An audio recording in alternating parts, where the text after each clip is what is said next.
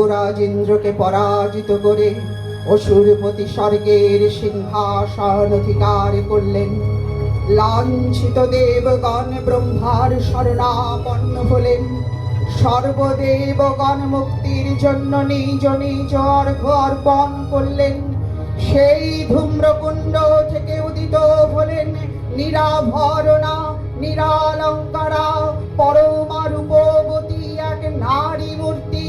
এই দেবী সজ্জিতা হলেন অপূর্ব রণচণ্ডী মূর্তিতে।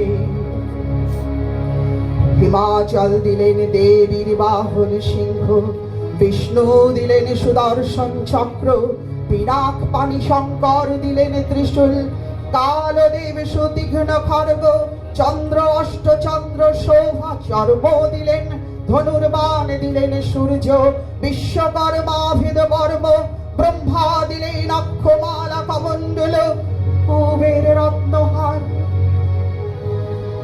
সকল দেবতা মহাদেবীকে নানা অলঙ্কারে অলঙ্কৃত বিবিধ প্রহরণে সজ্জিত করলেন।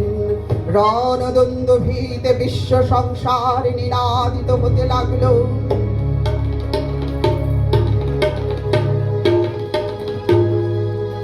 দেবীর সঙ্গে মহিষাসুরের প্রবল সংগ্রাম আরম্ভ হলো। দেবীর অস্ত্র প্রহারে দৈত্য সেনা ছিন্ন ভিন্ন হতে লাগলো। মহিষাসুর ক্ষণে ক্ষণে রূপ পরিবর্তন করে নানা কৌশল বিস্তার করলে। মহিষ থেকে হস্তি রূপ ধারণ করলে। আবার সিংহ রূপী দৈত্যের রণোন্মত্ততা দেবী প্রশমিত করলেন।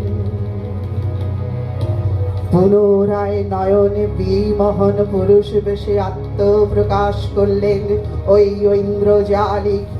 দেবীর রূঢ় প্রত্যাখ্যান পেয়ে আবার মহিষ মূর্তি গ্রহণ করলেন।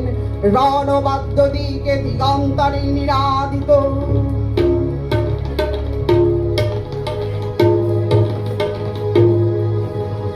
চতুরঙ্গ নিয়ে অসুরেশ্বর দেবীকে পরাজিত করার মানসে উল্লসিত।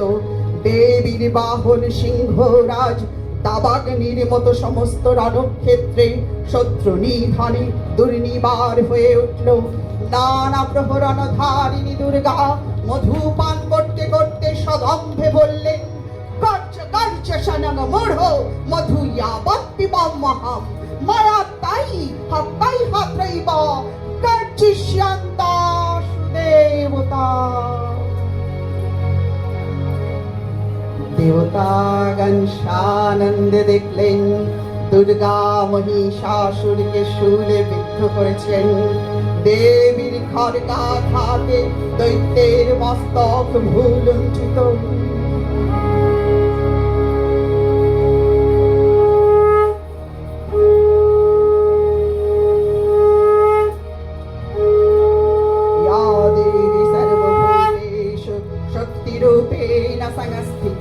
नमस्तस्मै नमस्तस्मै नमस्तस्मै नमो नमः। या देवी सर्वभूतेषु शान्तिरूपेण संस्थिता। नमस्तस्मै नमस्तस्मै नमस्तस्मै नमो नमः। या देवी सर्वभूतेषु श्रद्धारूपेण संस्थिता। नमस्तस्मै नमस्तस्मै नमस्तस्मै नमो नमः। या देवी सर्वभूतेषु मातृरूपेण संस्थिता। नमस्तस्यै नमस्तस्यै नमस्तस्यै नमो नमः। नमो नमः नमो नमः नमो नमः।